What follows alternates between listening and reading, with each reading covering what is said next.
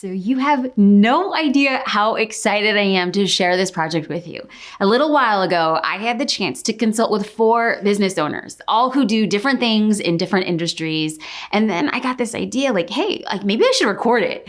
And I am thrilled to share it with you now. These entrepreneurs set up this meeting because they all wanted to do one thing in their business, take it to the next level. That's it.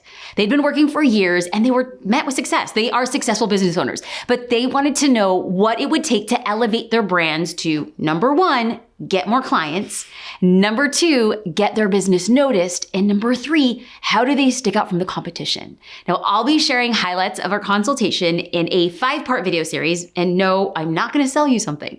I wanna do this because I wanna share this information with you in hopes that it helps you take your business to the next level too. Now, listen, on the real, I want nothing more than for you to succeed. And I believe these videos will help. When you complete this free 5-part video series, you'll get answers to 5 topics that will help take your business to the next level. In this first video, we're gonna be discussing your brand message. This is basically what you're saying in your marketing and on social media that attracts customers your way. In the next video, we'll be discussing lead acquisition and getting people organically interested in your business. So yes, the good stuff is coming. And this is just the start. Just wait until you see the rest of the videos.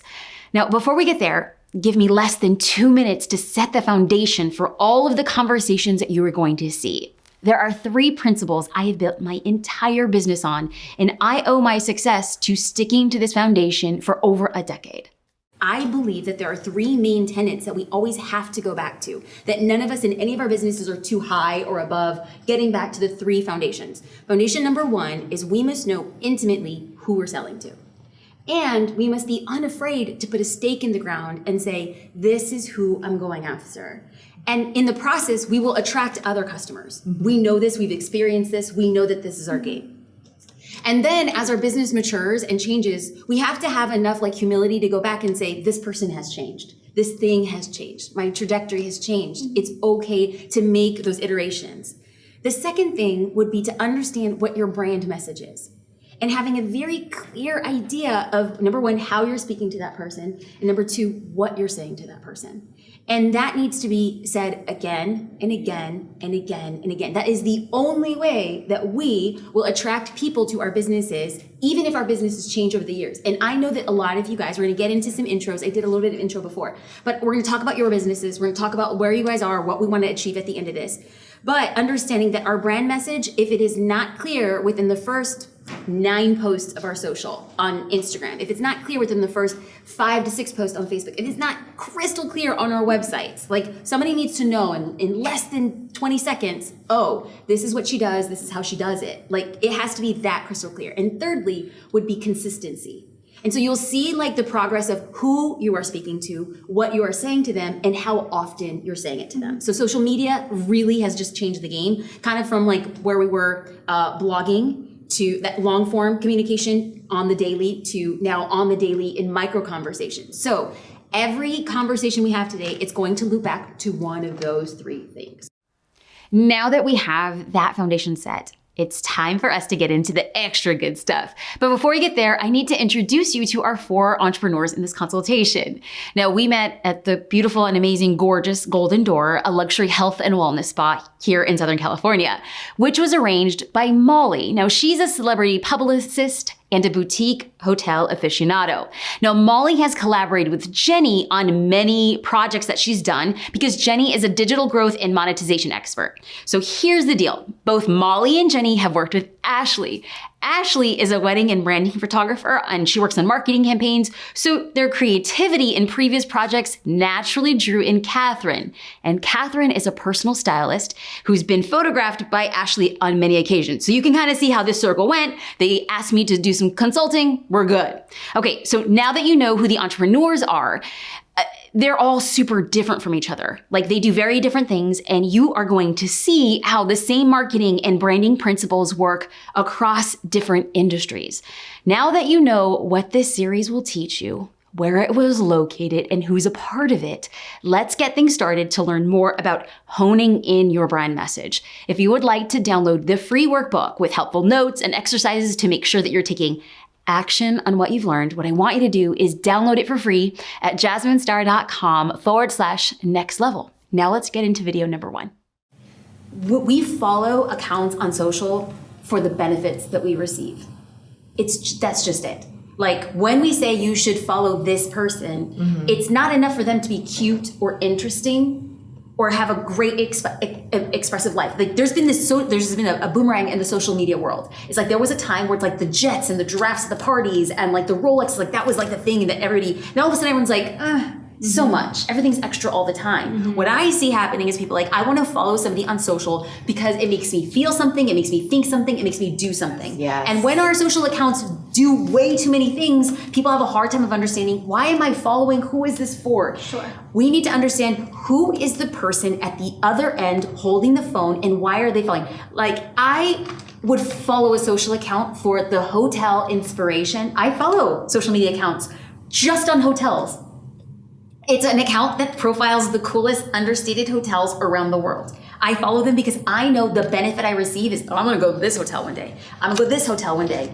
If I do or I don't, I know specifically why I follow that account. It's not enough, at least, I think it's few people are gonna follow a publicity account because of publicity. That's, I think, that when I looked at the social across the board, I was like, okay, I would follow her interior design Instagram, which is a huge niche, massive, beautiful, amazing niche that you can source and like elevate, become a tastemaker in each of those verticals. What happens is we could do too much on the outside at once. It becomes a hard time to refine the message. What is the brand message? Who is it for?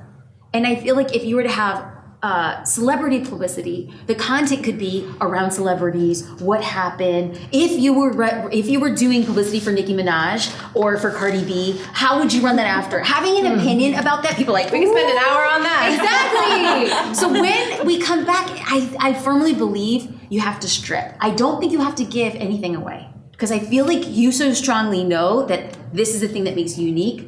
But now in order to convey that message, it has to be stripped away. And I do think, because we also did talk about like your name, your business name. And my blog name, And which your the blog blog is the whole other like piece of this like daunting puzzle. Okay, Molly and I we're were gonna talking go about this for like how many months now? Forever. Yeah. Like 6. Jenny wants to kill me. And I know. I want to hug you. Like no. Here's the thing, Molly. I read your your. email and I was like, I know what she needs to do. You know what you need to do. I know what's in your Ooh, what heart does she too. need to do? As like someone who is like What's in her heart? Her heart is really in the luxury travel side of things. I know that about Molly. I know that about the content she's driven by. I think she's just having a hard, like, if you don't mind me like talking off the cuff about this, I think you're having a hard time imagining what that means for your business. Like, that's your passion, It's but so is that true. your business? That's what fires you up. It's so true because I Yes. feel like my personal Instagram account is the one that I've focused on. It's the one that I mostly talk about hotels or design, pretty Has the places. best following, best has the engagement, biggest yeah. following. But I do sort of worry because it's like, so if I become known for, that's so obnoxious. Become known Wait, for what? But I guess originally I had this idea that I was doing stylish stays and like really showcasing these boutique hotels, and it made sense because in some ways it was tying in like any of those boutique hotels that I'm talking about. I would love to do their PR. So in my mind it made sense that it was a crossover, but then it became like my celebrity clients were like, oh, I didn't think that you did celebrity PR anymore. And I'm like, oh God, it's like I can't, I'm confused. Yeah. It's hard to say no to like the clients and Yeah. It really is. Yeah. At least initially, I don't think you have to give anything up. And I think that you're paralyzed by being like, if I give something up, what is the domino effect? Yes. And so in my mind, I'm not going to encourage you to jump off the cliff. I'm just going to encourage you to make really hard decisions and see what rises to the top. Okay.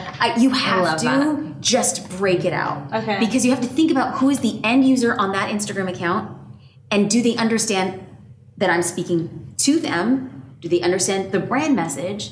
And do they understand that I'm going to be consistently sharing what they want to hear? If the answer is no to any one of those three, it's broken and you're not going to get what you want from it. So when you went to my personal Instagram account, what was your feeling? It felt like you loved it. It felt like it was alive. I felt like I saw like the humanity of it. Like it just looked like a real, like it looked like you knew, it looked like a girl who was talking about things that she loved. And what we identify with on social are people who love what they talk about. People have, I literally have seen Instagram accounts for kids who are like 13 years old and they have like reptiles in their bedrooms. It is the weirdest thing. It is a whole undercurrent. You guys don't even get it. It's a YouTube thing. Like these people like collect reptiles and they keep them in their bedroom. And like we think about that, that's so odd. No, they have millions of followers because they're passionate about what it is that you do. And the minute that you're confused about what that passion is, you cannot effectively convey it on social. That's when you need to take a step back and be like, I have to not let it go. I just have to strip it and say, what am I focusing on right now?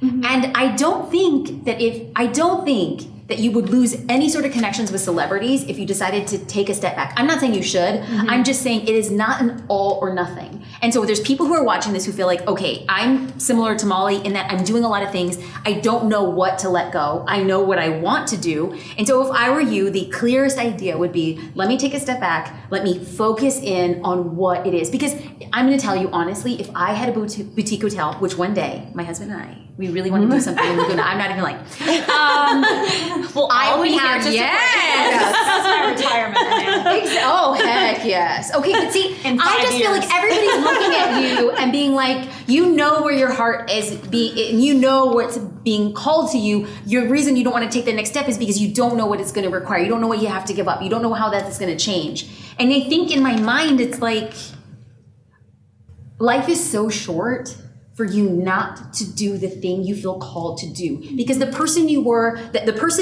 last year to get you where he is today cannot be the same person who's gonna get you where you wanna go in the future. Right. Yeah. So the thing that you need to do is like, where do I wanna go? Yeah. And if what I'm doing now does not get me to where I wanna go, the decision now becomes, is it risky, is it scary? Yes, but I have to let it go. Yeah. I'm not saying you should. I'm just saying these are the conversations that all of us as business owners need to have is if it doesn't get me where I want to go, I have to let it go. Okay, let's take a breather and recap on what we've discussed in this video so far. The main points is understanding that people follow accounts on social media for the benefits they receive. They follow accounts that make them think, do, feel something, and the importance of your brand message. So we figured all that out. Okay, so I want you to be sure to keep the conversation with us going on as we move into video number 2, and we're gonna chat about getting people interested in our businesses organically, and then as a result, getting seen by more people. Remember, just a little reminder, you can download the free workbook with helpful exercises and notes to ensure that you are putting into use everything you've learned. We're gonna get some action going so you could see big results. I'll see you in video number 2 coming soon.